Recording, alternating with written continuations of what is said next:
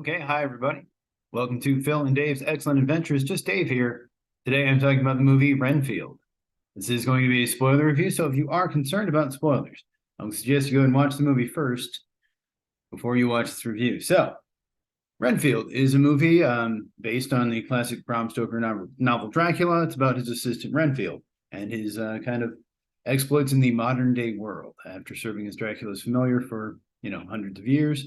As far as what I liked about the movie, overall, I thought the cast was great. I really like Nicolas Cage as Dracula. I think it's one of those inspired kind of castings that as soon as everyone saw it, I thought, oh yeah, it makes sense. They should have done that sooner. And apparently it's something he's wanted to play for a long time as well. Nicholas Hoult, I was like him. I liked him in The Menu, and he was played Beast in the X-Men movies, the recent ones. Yeah, I was like Nicholas Hoult. Awkwafina in here as well. I feel like some people maybe find her annoying or something. I don't. I like her. I think she's funny. I like her voice.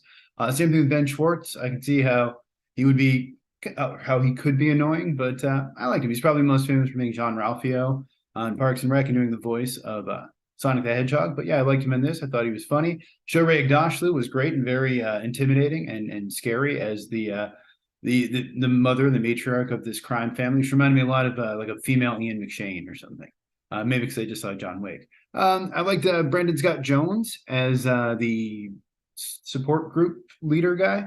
I know him from Ghost. I like that show, and he's playing kind of a similar character here, although not a medieval or a, what do you call it, puritanical kind of American revolutionary soldier guy. But either way, it's similar kind of type of nice guy trying to help people out kind of thing. And I thought he was really funny. He has some of the funnier moments you see in the movie. You see him in the trailer as well. And I liked Jenna Connell in this. Cannell. She's not in it much. She's just the girl that keeps getting interrupted. And I'm looking at her going, I know the girl from somewhere. She was in Terrifier, both of them, but briefly in the second one. In the first one, she's one of the main girls.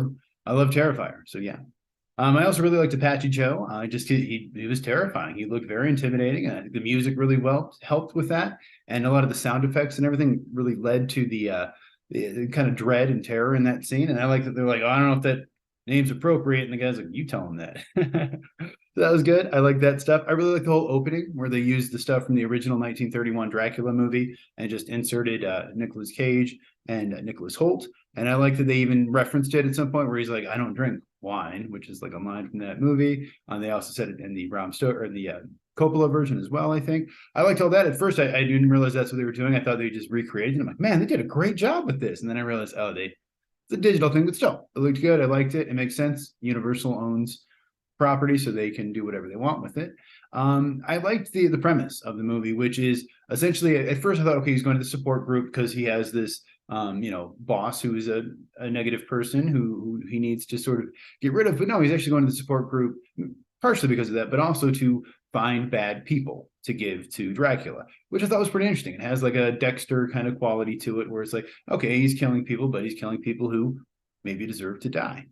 So I like that. I thought a lot of the humor really worked in this. You see some of the trailer. One of the funniest parts, though, is when he says he's talking to the therapist guy, Brandon Scott Jones, and he's like, he won't grow to full power. He's like, yes. Why would you phrase it, though? It's such a weird way to phrase it. But that was really funny. Some of the good stuff. I like when he like throws the serving plate and it chops off the dude's arms, which again, just a cool, gory kind of scene. And then she's even just like, did you just chop off that guy's arm? Like that kind of acknowledging the crazy, over the top kind of absurdist kind of stuff that happens was funny. And it worked for me a lot. I liked, again, like I said, all the gore, especially that part where he chops off the arms, or another part where he rips off a guy's arms. Anything with arms getting ripped off or bodies getting ripped apart is always good to me. Always fun. Head explosions, of course. I love those. And yeah, I just love over the top gore. There's one thing if it's done to be serious or to be scary, I don't like it as much. But when it's done to be kind of humorous, when it's so over the top that it's actually kind of funny, I like that. I enjoy that. I like it. Weird Al Yankovic, Conan the Librarian type stuff. Or Evil Dead, I guess, is probably a better example. Yeah, I liked all that stuff. I thought a lot of the fight scenes were pretty well choreographed and decently shot. Better shot. At least it wasn't a lot of shaky cam. I can say that much. And I did like it, again, how just over the top the movie was. It sort of takes place in this kind of cartoon world in a way, not exactly, but it's not exactly reality. It's this sort of heightened state of reality where, crime bosses run New Orleans and Dracula exists. But I like that. I like that they went all in and they went over the top with it and they went ridiculous because that's kind of the only way to play this. I feel like if you would have tried to go too serious or too realistic with this, it would have been weird. I like the score on this. It was done by Marco Beltrami, who's done a bunch of stuff. iRobot, World War Z, Hellboy. It's a good score. It was effective. I liked it. And I like the music. There's not a ton of like pop music in here, at least not that I noticed. But they had some stuff that I liked, like My Chemical Romance and Lizzo.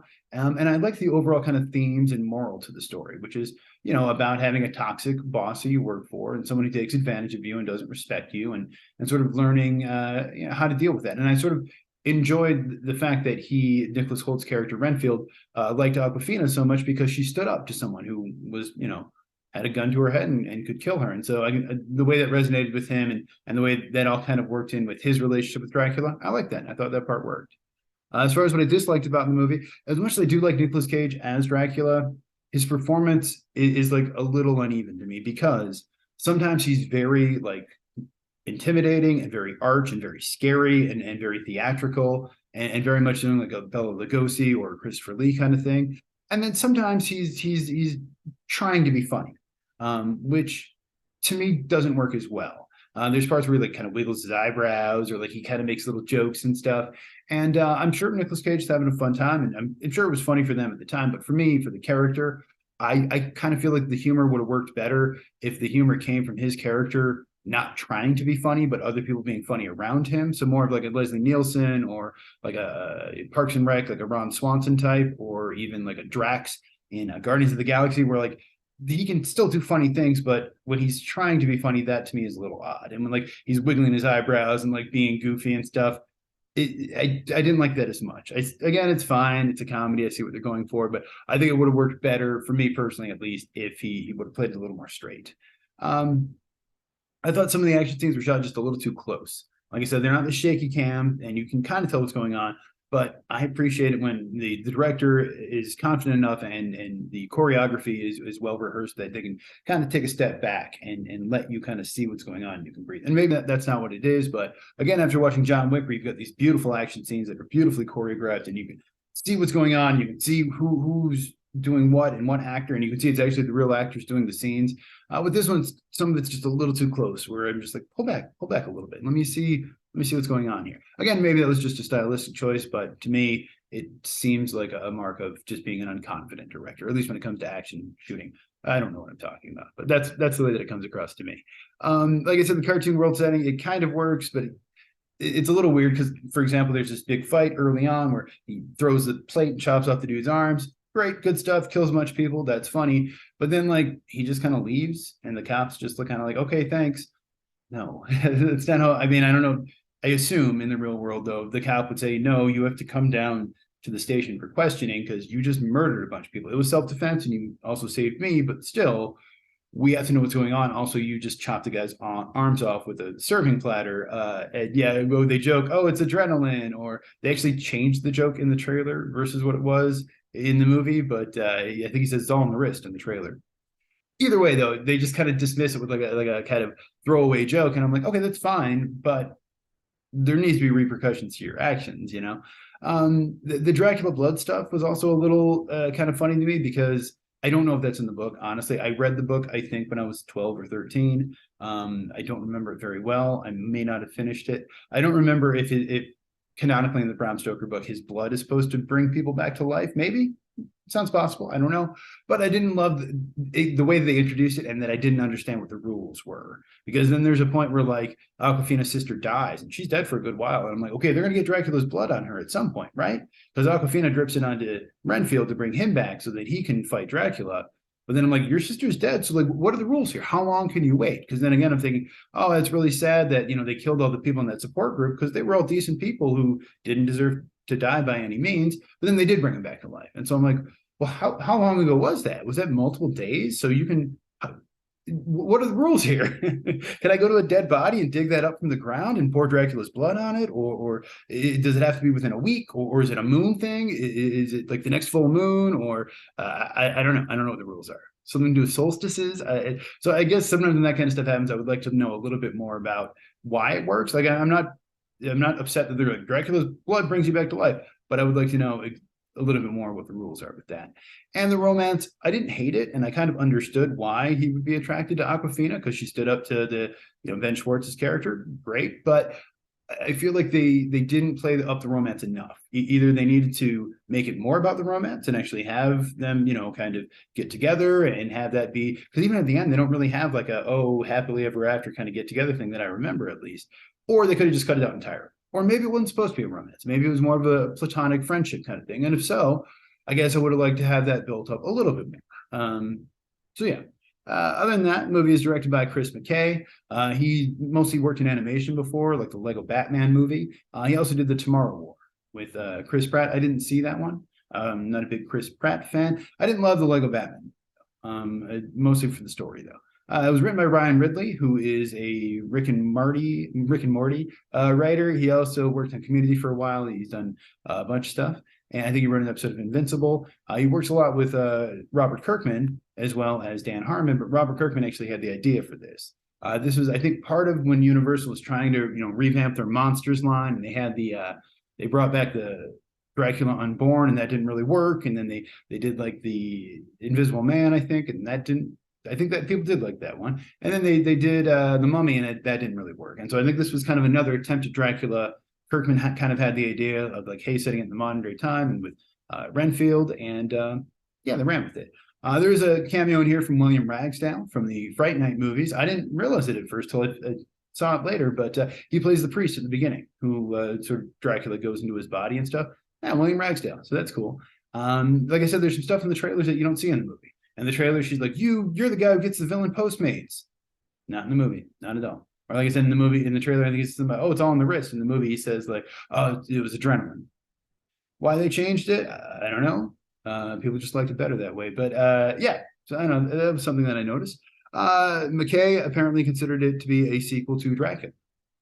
The original Dracula, and even kind of wanted to have the marketing kind of reflect that a little bit more. They didn't really do that as much, but you can see with stuff at the beginning, and then toward the end, there's this end credit scene where they show a bunch of sort of homages and clips from, or Nicolas Cage kind of recreating scenes from more famous vampire movies from the past, or Dracula movies. So that was cool.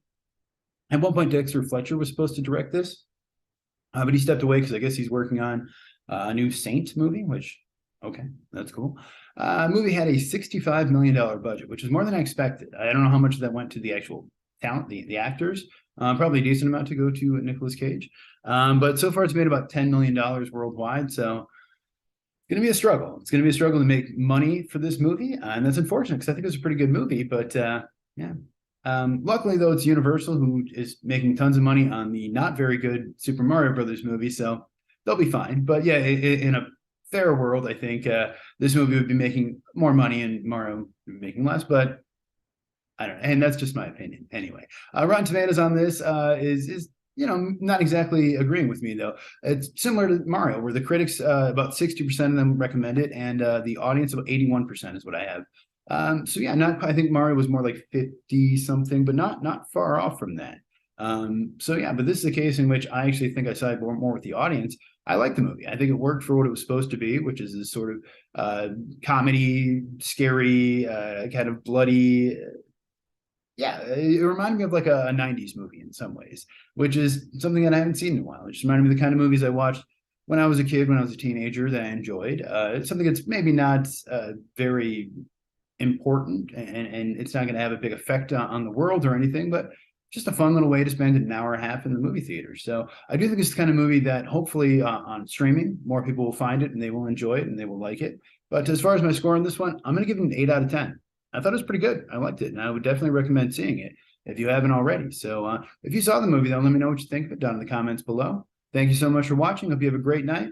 See you here again next week.